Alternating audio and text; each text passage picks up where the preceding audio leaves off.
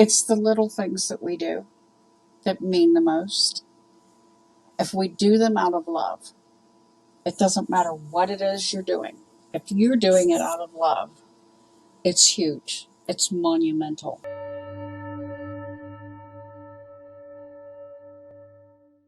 So, hello, Sharon, and thank you very much for being a guest on About Freedom Show. Thank you. Thank you for having me. Well, Sharon, I've read about you and I've watched several videos actually, and this is unbelievable. It's incredible. Your life can be made in a movie, definitely. This is just it's like a book already, but you have several books. But we're going to talk about your near-death experiences. I understand you had four. So, in I had been hit by every other year until 2005. I was hit by lightning. Twice it was ball lightning, and twice it was lightning bolts. The two ball lightning came through the window. And one time I was sitting on the couch watching television, and it came under the front porch and it hit the back of my head. And that was the second ball lightning. The first ball lightning, I was on the computer, and it came through the window and it rolled across. It was like a fireball, and just rolled across the room and hit my hands on the computer, the keyboard. But that was back in the old days when the keyboard, you had a monitor and you had this great big tower thing that weighed 300 pounds, you know? Yeah. Um, so now, as far as the lightning bolts, the first lightning bolt, what it did was it actually hit the ground in the backyard. I was in the bathroom curling my hair by the sink. I didn't even know it was storming out. To me, it sounded like somebody was driving a truck down the back alley behind the house. It didn't sound like thunder to me or rain or anything. We lived in a big Victorian house, and so I had the shade pulled down in the bathroom, and I didn't know that it was storming, but I was curling my hair. And what happened was the lightning hit the ground, and then it traveled up the cord, and it got stuck to my hand, and I'm going, oh my God, oh my God. It's stuck to my hand, I can't move. Um, but the day that in 2005, when I was sitting outside, it had begun to rain, and I was sitting on the concrete stairs behind my house, and there was a little roof that went over the stairs. And I was talking on what we would call nowadays an old-fashioned, it was a cordless phone. Back then we didn't own cell phones or anything like that. This was a landline phone. And I was talking to a friend, and what I heard was, now in West Virginia, it can thunder in many different places at once. So I heard this thunder in the distance, and the next thing I know, I'm hearing a cracking sound, and I look, and I saw the lightning bolt come out of the sky. It must have been the arc, because I know now that lightning comes from the ground, and then the arc comes down.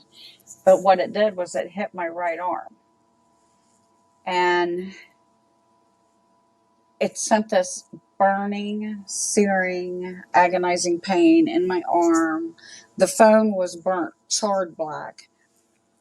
The pain traveled across my chest, and there were char marks on the concrete steps where I was sitting.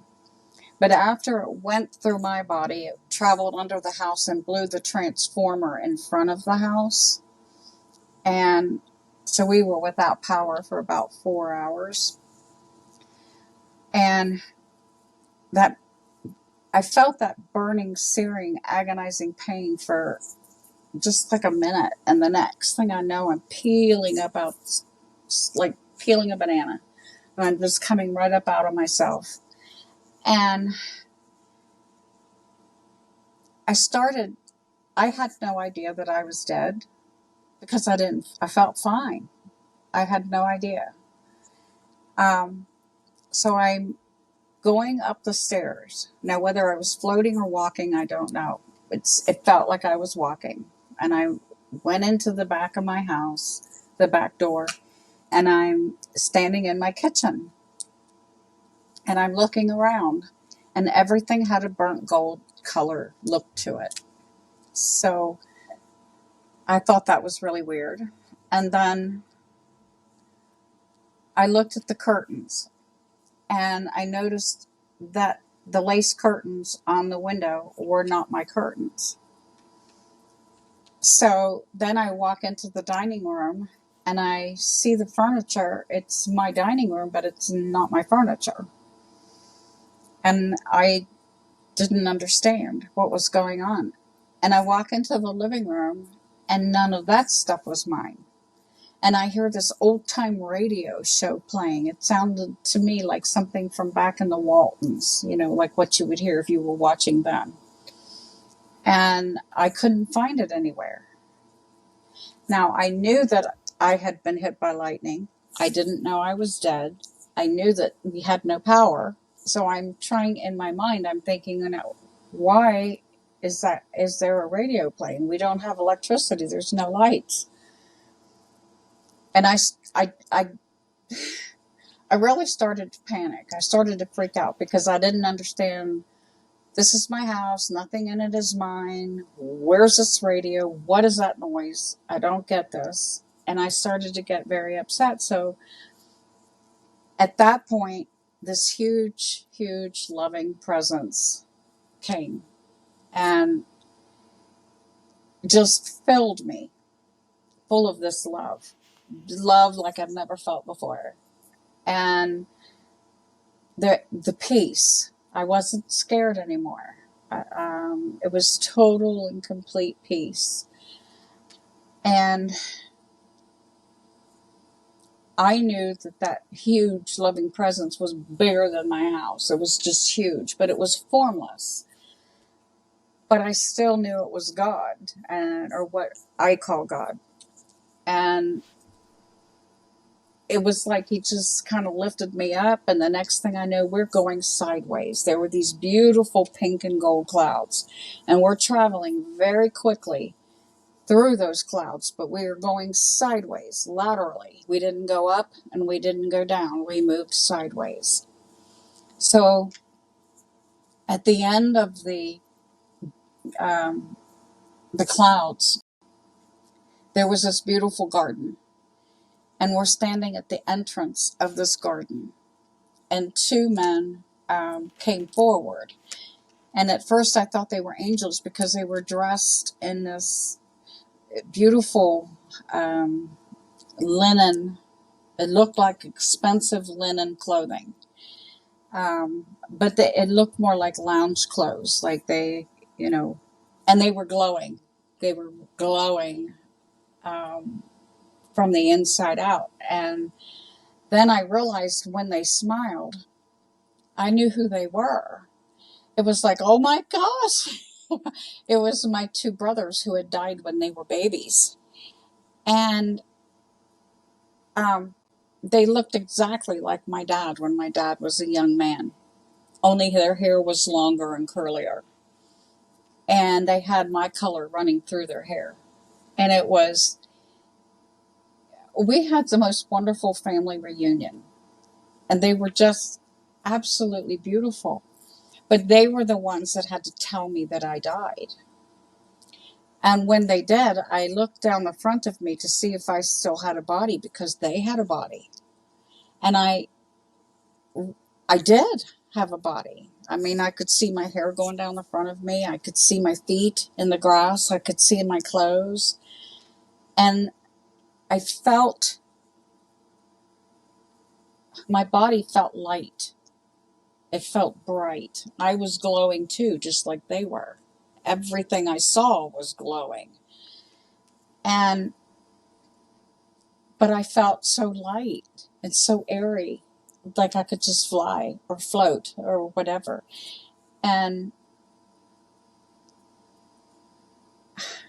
But I felt like me. I looked like me, only a better version of me. And I still thought the same things. I still felt the same things. I didn't change as a person. I was still me. And when they told me I had died, I was like, wow, if, if this is death, I can do this. This is not bad. I can do this. And we walked further into the garden, and I could see the beauty, the absolute beauty of everything. The colors were so rich and vibrant, and there were colors I didn't even have names for. The pinks and the yellows and the blues and the purples, and everything was just perfect and just bright. And there was the smell, the air smelled so sweet. And there was a stream, and I could see the crystal. It looked like there were crystals or diamonds in the water, sparkling. Um, and then I heard music, and it was very what I call big music, like orchestra music. It was huge, and I realized that everything I was looking at had a vibrational sound. Even the colors had a vibration, and the rocks had a vibration, the water had a vibration, the trees, even the leaves had a different vibration, and the grass, and just the animals. I heard birds singing, and the animals, everything had its own vibrational sound. And when you put all these different sounds together, you have this magnificent orchestra.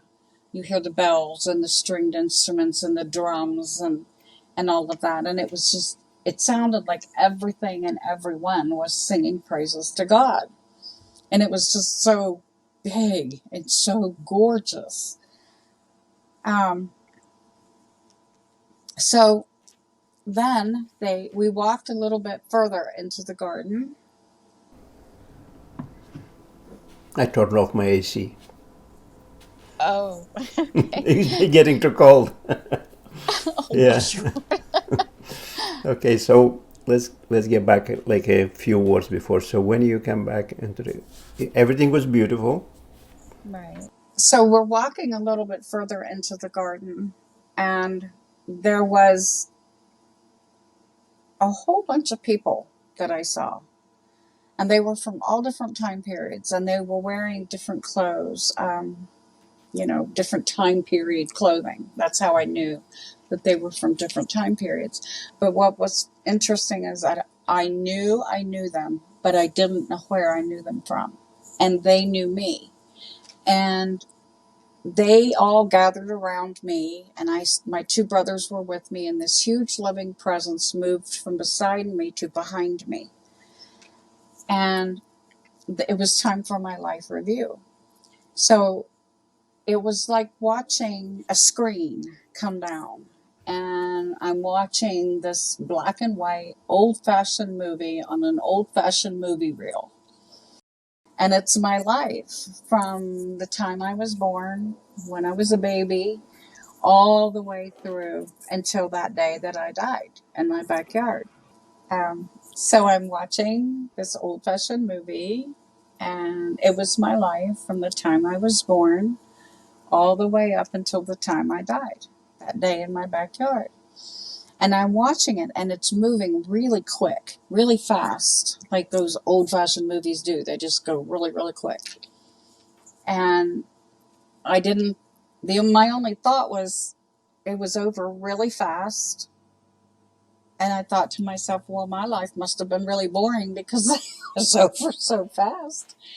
And I looked at my brothers because I thought, what's missing? There's something missing, and I don't know what it is. And they just kind of grinned.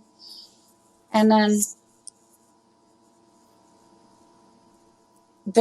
I realized that there was no judgment. I didn't feel any judgment. I didn't judge myself as I'm watching all of these events take place. I just watched it. It was like for information purposes only. And I watched it, and it was over, and that was it. And there was no judgment, no feeling of condemnation, nothing like that. I just felt love from everyone. They just loved me through it. and then it was over. And then I heard a male voice, and it was an audible voice, and it was a big voice, but it wasn't a mean voice or a yelling voice or anything like that. It was a beautiful voice, and he said, "What you put out into the universe will come back to you." And I'd never heard those words before, so I didn't know what that meant. And then I felt like I was being infused with all of this divine wisdom, this knowledge. It felt like I had been hooked up to a giant IV bottle, and I was just being infused with this stuff. And I didn't even have the words to ask the question before I was given the answers. And it was who God is, what God is, how he put the universe together. And it was like he took this and he took this and he put it together, and boom, there it was. It's very simple. And I kept saying, "Oh my God, you are so simple. You are so awesome." It was, we humans tend to make him so complicated, and he's not complicated at all. And I was blown away by the simplicity of this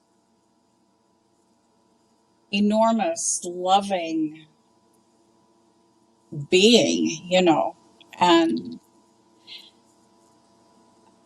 I was totally blown away. He was so simple.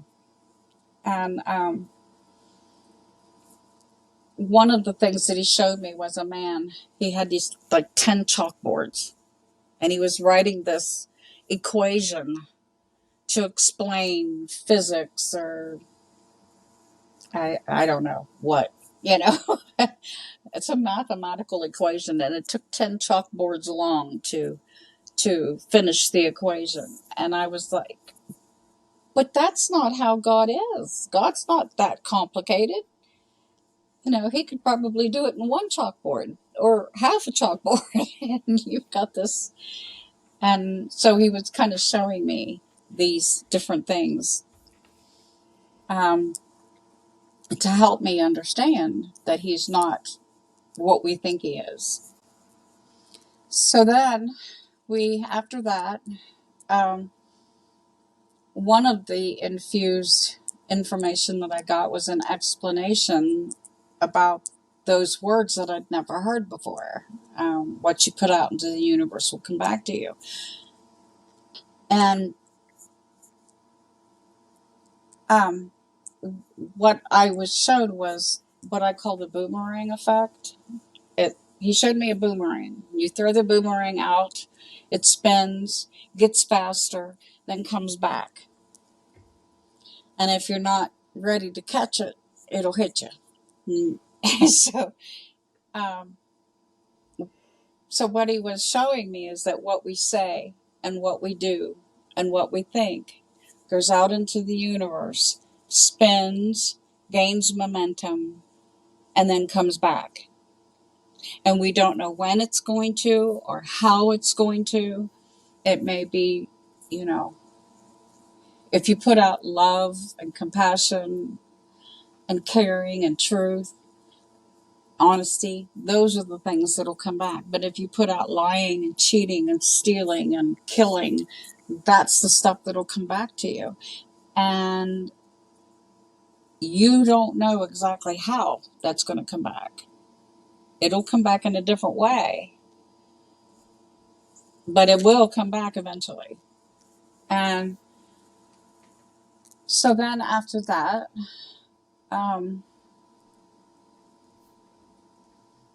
I saw my brothers were with me, and we were walking, and they were just kind of showing me around a little bit, and everything. It was so beautiful. And I saw this big city in the distance, and it had a golden wall around it. And as I'm looking at this big city, I noticed that all of the city, and there were some buildings on the outskirts that I could see what they were. And they were made of the most beautiful marble, but very intricately designed, archways and columns and things etched into the marble. And in the center of the city was one big round building that had a golden dome. And I didn't go into that building, so I don't know what was in there or what that was for. But some of the buildings on the outskirts, I saw something that looked like a library. And it had, inside the marble building, it had these mahogany walls, and it had these shelves from the top, from the ceiling all the way to the bottom. And there were books of every subject you could possibly imagine. And I call it the Hall of Knowledge, but I don't know if that's what it's called. But anything you ever want to know, you can take a book and read about it or learn about it or whatever. I saw these buildings that were like healing. It was like a spiritual hospital, a healing hospital. There were pools in the background that were just, the water was like alive. It was like living water. And these people would go into these pools and they would come out healed. And it was for people who died like traumatic deaths. And they didn't know what happened to them. And so heaven is a very gentle place. And there were people there, mentors, teachers, angels, whatever. And they were there to sort of help this person come to the awareness very gently of what happened and where they are, and to help them get acclimated to where they are. I saw another place where babies and children grow.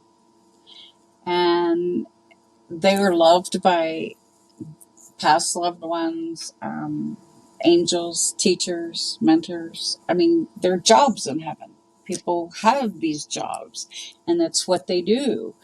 And these people were playing with these children, and they were running all over the place, and there were children of all different ages and sizes. But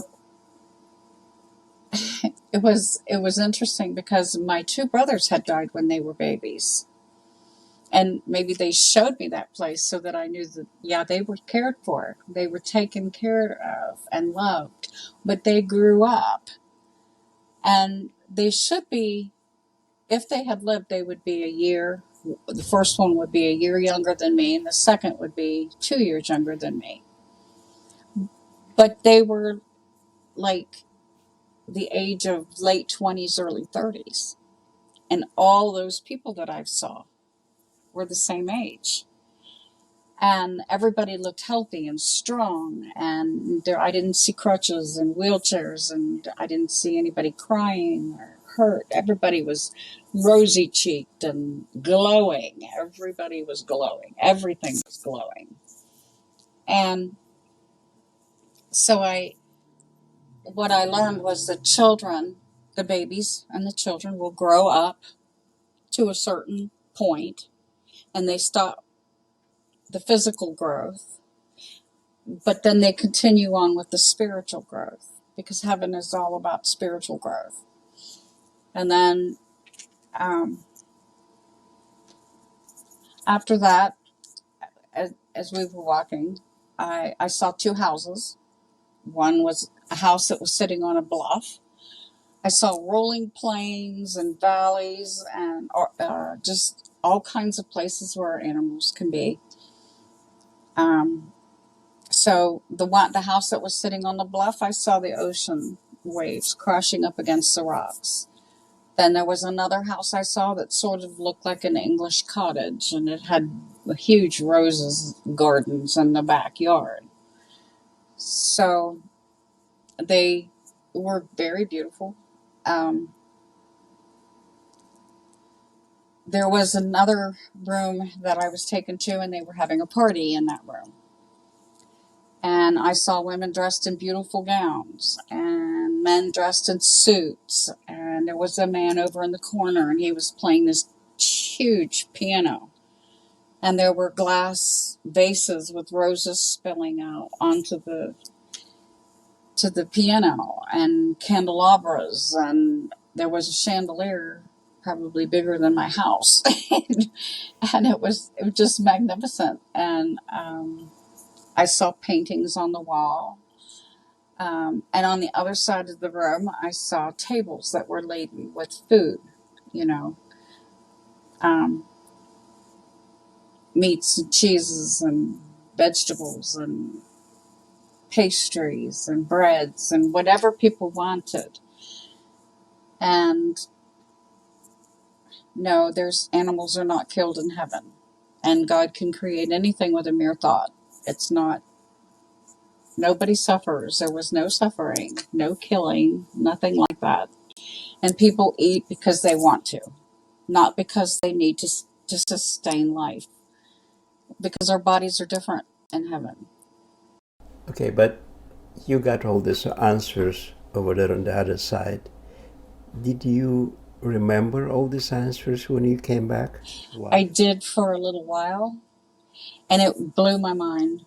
I was just so, the bliss, the joy was like, oh my gosh, I know. You know, it makes so much sense. It's awesome. And then slowly, over the course of time, it went away. And I remember the feeling of the bliss. I remember feeling the feeling of knowing these things, but then the details, I can't recall. Now, did you go, and call a friend or someone, a husband, and say, hey, this is what I've seen. This is so amazing. Or you just been quiet for a while? Well, um, I was quiet for a while because I didn't know how to put into words what was going on. And I was in this, what I call a pink bubble, for like 6 months, where I was in this oneness with God. It was huge. And I loved everything and everyone, and people told me I glowed and all this kind of stuff. The man I was married to at the time was um, not well. That's one of the changes that took place after my one of the big changes that took place after my near-death experience.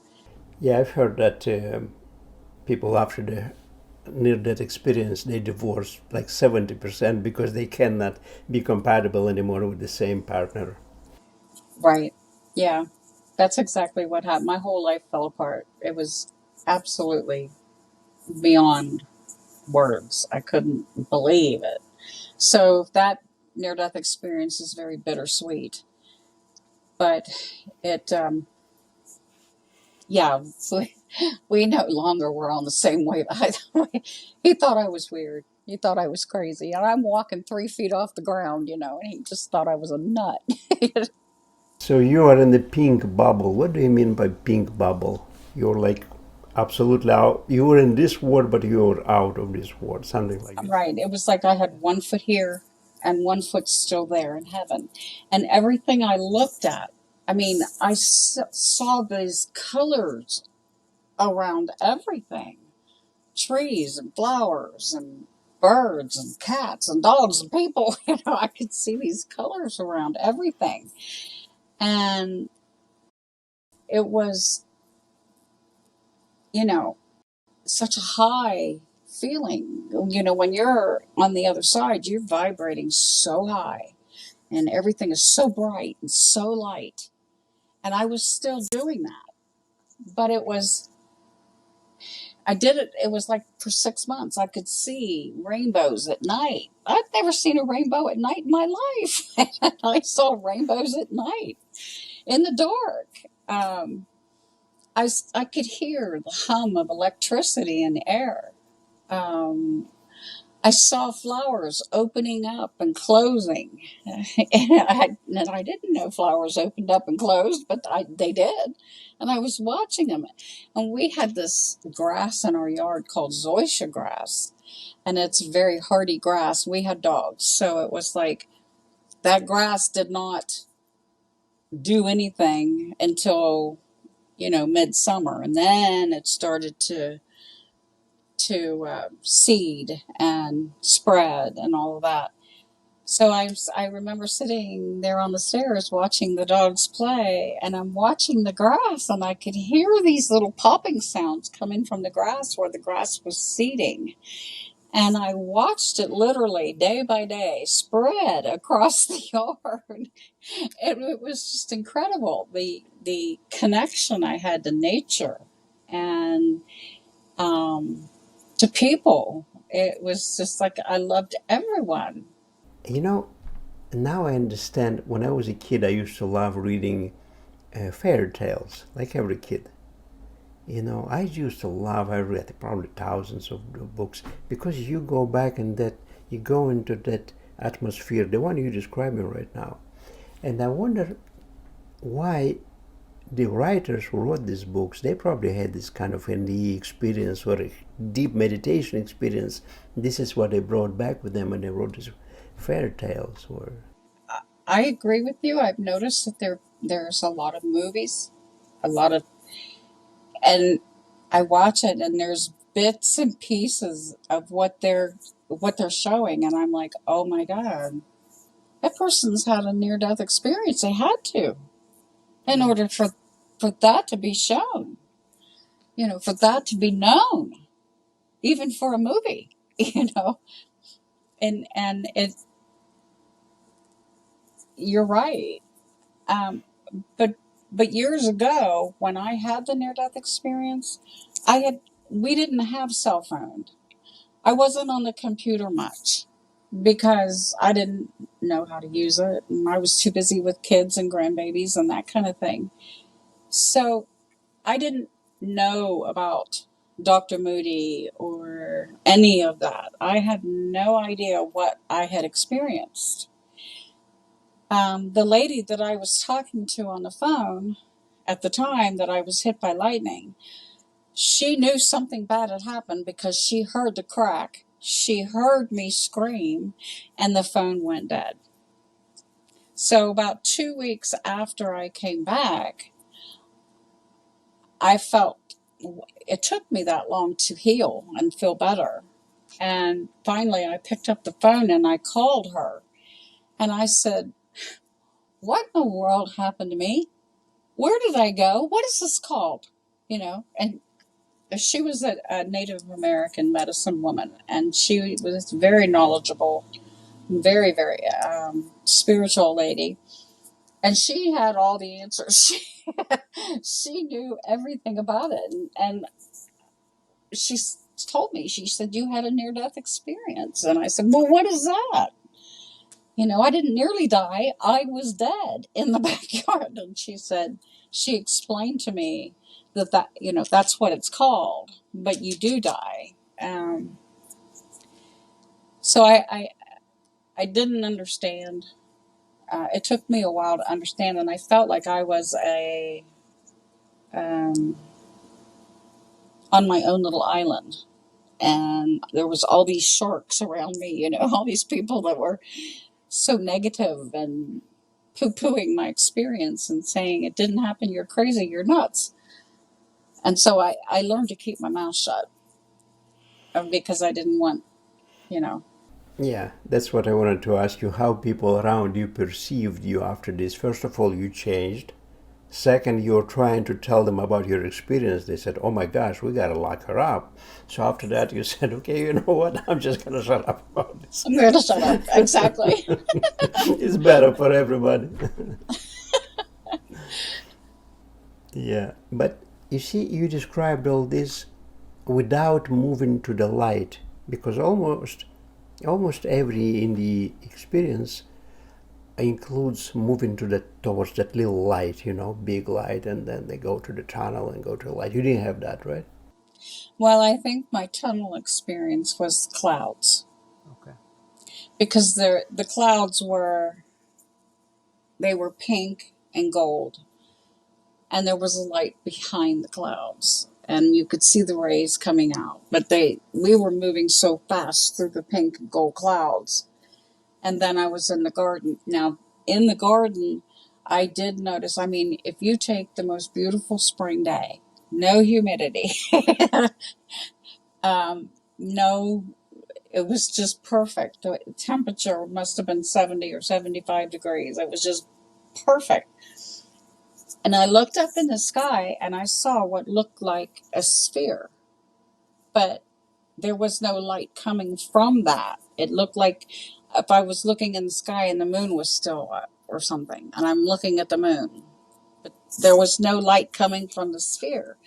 The light that I saw was coming from the heart of the Creator, that great, big, huge, loving, formless presence, that spirit, that huge spirit that is nothing but love. So that light was coming from that what we call God or the Great Spirit or the Creator or whatever name we put on it, that it was coming from that being. And that was what was illuminating everybody. Everybody was illuminated. And there were people just everywhere. And they all had bodies and everybody was illuminated. So those people on the other side, they were all full of love, full of joy, and you felt like you know everybody and they know you. But when you came back here, you couldn't be around people because they were negative and they were different vibration from you completely, right? Coming back here is like, it is so low. It vibrates so slow and it's so dense. I mean, there you could just see through the air. Here, it's just like, oh my God, I can't even breathe the air, let alone see through it. But the way I describe it is it's like you're walking in half-dried cement up to your waist or up to your hips and you're walking uphill. This is how you feel here when you come back. Yes. Yeah, And when I was in that pink bubble for 6 months, it was blissful. It was totally blissful. And then I came out of that very abruptly because of someone else's cruelty. And the abuse that I was going through. And it just like that, I came out of it and I was in shock. I didn't feel anything. I didn't feel happy. I didn't feel sad. I didn't feel pain. I felt nothing. I was numb. So I called my friend again and I said, okay, now what's happened to me? And she's the one that told me, you're in shock because you go from this level down to this level. And someone else's cruelty, their abuse, caused you to come out of it. Yeah, that's why I'm thinking the trauma of the childhood is so powerful because kids, they feel like in a little pink bubble, as you said, for a while, and then suddenly this abuse happens, and they're shocked and they're really traumatized.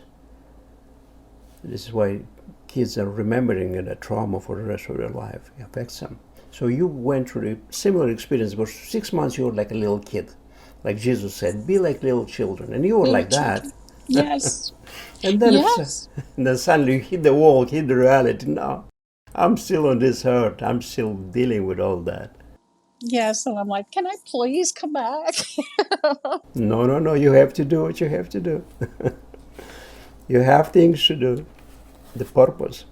Yeah, you. I was going to ask you about these two brothers of yours. Now, they passed away when they were little, right? Well, I was only one when the first one died, and it was at birth. And then the second one was before birth. Okay, so they were even very, very little. So, how did you recognize that they were your brothers? It was like my first thought they were angels. But then it was like they smiled when they looked at me. And it was like their thoughts and my thoughts kind of mingled, you know what I mean? It was like, it felt like I put my forehead against their forehead, you know, and I don't know how to explain it, but it was like, oh my gosh, I know who you are. you're, you're Michael, you're Stephen, and you look just like Dad when you smile. And I kept telling them Dad would be so proud of them. You know, they were so beautiful and they looked like they'd been out on the beach all day long. So you recognize them with your heart, not with your eyes. Yeah, I saw them with my eyes, but it was like, yeah. Now you were saying about that library that you saw on the other side. Do you think that library was the Akashic records? N- no, I think that's where the divine wisdom or divine knowledge comes from, where we learn everything about the universe and the oceans and the mountains and, whatever it is you want to know. If always you wanted to be a pirate, and you wanted to know how to build a pirate ship and go out on the ocean and do whatever pirates do, that kind of stuff. Um, in my third NDE, I saw what that is. But there's still more to the second. I don't know if you want me to go into it or not. Sure, yeah. Feel free. We don't have no time limit here. It's 1 hour, but you can go ahead and tell. Because I'm so fascinated. It's so interesting. Um, so my brothers and I are walking through the garden, and that big, huge presence, that formless spirit presence, whatever, was there. And then there was a grove of trees just off to, as you're facing the city, just off to the right. Um, I don't know what the trees were. People ask me all the time, and I'm like, I don't know trees. I don't know. They were just trees. But Jesus comes out of the trees, and he walks up to me, and he tells me, and then my brothers disappear, and that presence was gone, and it was just me and Jesus. And he was breathtaking. And he told me, um, now this was, I should have realized that this was his way of telling me I was going to come back, but it went over my head. I didn't catch it, but he said, I love you. I'm with you. Don't be scared. As he said that, he was walking me over to this wooded glen. And you could see the light coming through the branches, and there were pine needles on the ground, and these little blue flowers that were popping up, and pine cones, and there was a log, and it was laying on the ground, and there was a man sitting on one end of the log, and I sat down on the other end of the log, and at that point Jesus walks away.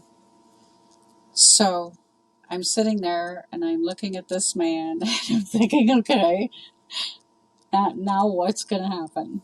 And he started talking to me, and he asked me, what would you do if it was just me and you? And I was like, what? Now, I recognized that this being was God, but I also want to say that God is spirit, or whatever name we use for God is spirit, and he is the creator of everything that there is has ever existed, so he can do whatever he wants. And he came to me in the form of a man because if he knew, like if people talk to me about the Bible all the time, and that, God wouldn't come and show you himself if you would die and burn up. And I'm like, but I was already dead. He didn't burn up. But he came to me in a form that I could understand so that he could give me the message that he wanted me to hear. And God can, as spirit, he can take on any form he wants. He's not contained in anything that he creates. He's too big for that. So he appeared as a man. He looked totally different than Jesus, and but yet he still had the same qualities. It was still, I could tell, that they were. It was like Jesus was an extension of this man, this being, and it was incredible how close they were alike. But he asked me that question, and I was like, what? And he said, what would you do if it was just me and you? I still didn't know how to answer him. I didn't understand the question. And so he said, well, come with me. So we got up and we started walking through the wooded area, and we came to a clearing, and he kind of waved his hand. And when he did that, the sky opened up, and I could see the vastness of the universe. I saw the stars and the planets and these rainbow-colored gases or whatever. And but I noticed it was so big, and there were no people, no houses, no cars, no trees, nothing. And I thought, ew, that's huge. And I looked at him and I said, if it's all that and just me and you would not like me after the first 10 minutes with all of my questions and chatter. So no, I don't think so. I was like, as soon as I said that, he threw his head back and he started laughing. And when he laughed, it was so infectious. It was such a joyful, joy just bubbled up my body. And I started laughing too. And I thought, oh my word, what did you just do? You told God no. Who does that? I was embarrassed, but I didn't feel like I was being condemned. I was accepted and loved, totally accepted and loved. And I had never been like that way when I was alive, because I felt, people all my life had told me I was fat, I was ugly, I was stupid. And it was like I was believing what the world was telling me. And I was not wanting to be here anymore. I felt worthless. People told me I was worthless. So once we got back out of the woods and we went to the back and sat down, he asked me the question again. And I still didn't know how to answer him. And I noticed this tree, and I was looking at the tree, and I could see the detail of the bark, and I saw the roots beneath the ground, and I could see they were pulling nutrients from the soil, and it was going up into the tree and into the leaves. The leaves did whatever they do, and they clean the air, and we breathe the air, and so everything was connected and dependent upon everything else to survive. And that was important, really important. The next thing I said to God was about the Quran. And I've never read the Quran. I don't know anything about it. But it seems to be a controversial thing. And I don't know whether you want me to mention it or not. Go ahead, yeah, why not? Okay. So, as I'm looking at this tree, something popped into my head. And I said, God, your 100th name in the Quran is God is everywhere, God is nowhere, and God is in me. And he said, yes, that's right. Well, I'd never read the Quran. I know nothing about it, that tradition at all. But God seemed to know. And so then I went back to the tree again, and I said, God, you made this tree. You are in this tree. So when I see this tree, I see you. He said, yeah, that's right. And, well, other thoughts started popping into my head. And I thought about my children, and I said, you made my children. You're in my children. So when I see my children, I see you. And then someone else popped into my head that had hurt me very, very badly. And I thought, okay, God, there are people in this world that hurt other people. But you made those people. You are in those people. So when I see those people, I see you. He said, yes, that's right. And then he asked me, he said, I've got a question for you. I said, okay. He said, when you look in the mirror, what do you see? And I started feeling all those things that people had said to me and how I had felt about myself. And I said, and in my own mind, my first answer would have been nothing. But that's not what you say to God. And when I looked at him, I felt such love, huge, huge love, like I've never experienced. And I said, God, you made me, you're in me. So when I look in this mirror, I see you. And he said, that's right. And then he started, he was saying, you are not all those things that the world tells you you are. You are what I tell you you are. And you are not all of those things. And you are my creation and you are important. And, just, it, it blew my mind. It was so huge that I didn't know what to think about it, because it took me a while to understand what he was really saying. And then shortly after that, there were two angels that came, and they were in these beautiful gowns. Um, and they took me over to this lake. And the lake was very calm and it was very beautiful. And I looked into the water. And when I looked into the water, I kind of bent over like this and I looked down and I saw the earth below through the water. And I could see different scenarios taking place, but they were things that are happening now. And I saw them 20 years ago.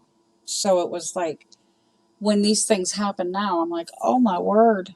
I saw that clear back then, and it's really happening now.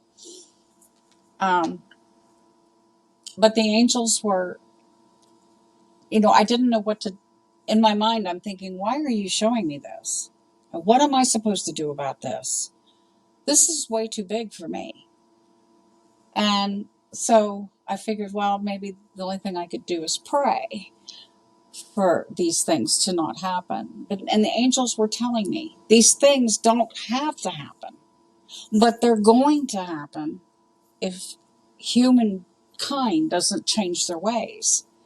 And what they were talking about was that human collective selfishness, not individual people. I'm not pointing fingers or anything like that, but they were talking about the human taking more from the earth than what we need,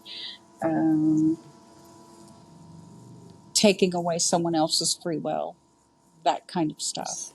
And that was another thing that was shown to me when that boomerang effect thing. We have choices, and we can choose to live life in a way where we are in alignment with God, and He has a way of doing things that where there's no chaos. He has a way of doing things. I mean, He created everything. He's got a certain order, a certain way of doing things, and if we follow that same course, we're not going to have these issues. But if we go against His natural order of doing things, that's when chaos and mayhem occur. Okay, Sharon, let me ask you this. Can you come back into that pink, can you come back into that feeling of the pink bubble that you had immediately after your near-death experience? Every now and then. Okay. Do you do that through meditation, through prayer? How do you do that? I do that through prayer, and just being out in nature and really getting, Right. in Yeah. tune. Yeah, talking about meditation, I know there's a lot of different practices of meditation, but many people don't even realize that they are meditating when they are among nature, when they are in tune with nature, and that's meditation already. Right. Well, let me ask you this, Sharon. Can you name me your books? I know you wrote 4 books, and if you can tell your audience about your books, about what kind of work you do, what they can find more about you. You can find me on Facebook. I have a WordPress Sharon Milliman WordPress. Um, YouTube has a lot of things on it. But I've written A Song in the Wind, a near-death experience, Whispers in the Wind, a poetic journey of the soul, Rose from Heaven, which is a children's book that I wrote. And I'm done with my book now, and the publisher's going to be publishing it probably this fall, and it's called Timeless Love, A Song in the Wind, Book 2, and you can find those books on Amazon. And if someone wants to contact you, can they do that through email or through Facebook or somehow? They can go to Facebook. I can give you an email address if you want. Yeah, if you like, I can post that. I'll make sure there's no spam. I'll have space between the letters. Sometimes they collect these emails. Yeah, I get a lot of spam. Yeah, because That's okay. It's okay. If I yeah, can help one person, I'm happy. yeah. That's Well, I really hope that this podcast will affect some people, like the butterfly effect, in a positive way. yeah. Just a little bit of information here, positive, and it goes around the world, and it creates something beautiful, helps people to see the world differently. There's so much beauty out there. There's so much tranquility. We just have to look for it in our busy lives. And God's always there. His love is always there.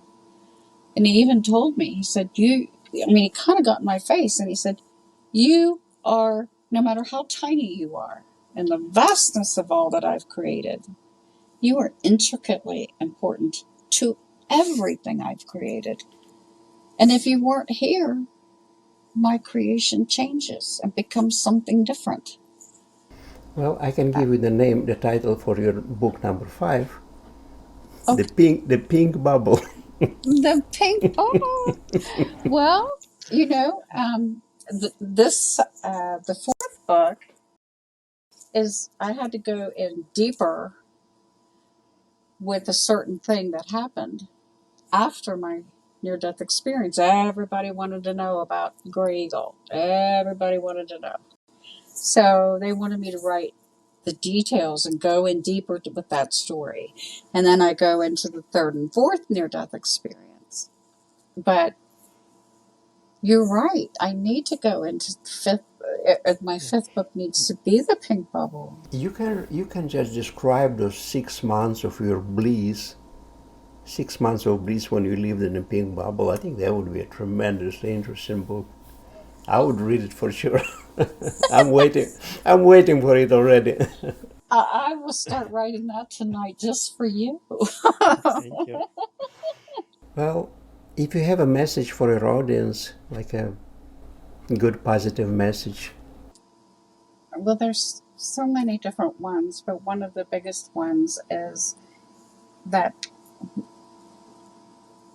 it's the little things that we do that mean the most.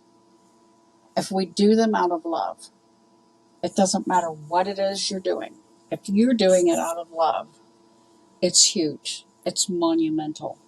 And we don't have to give bazillion dollars to somebody. We don't have to talk in an amphitheater with 20 billion people in it. That's not picking cigarette butts off the ground because you have nothing else to do. And you do it because you want to preserve the earth. That's love. Making dinner for your family, washing their dirty socks, anything that you do out of love, however big or small the act is, that's huge and to God. And the other thing I want to say is that we are loved 24/7, every moment, every second, every instant of every day, because we're in the divine mind of God. And if we weren't, we would just poof, not be here anymore. So you know that He thinks about you 24/7, every single moment of every single day, because you're still here. So you have a reason to be here. And you're, I mean, if you stop and think about, I'm in the divine mind of God 24/7. Wow. Yeah, that's just mind blowing. But that's how much He loves. And He loves all of us. And there's 7 billion people on this planet. And He can love each of us individually. That's a great message, Sharon. Well, thank you very much for this message, and thank you for being a guest on my show. Thank you for having me. It was a pleasure. Thank you for watching About Freedom show. I really appreciate you. Please subscribe, and thanks again for your support.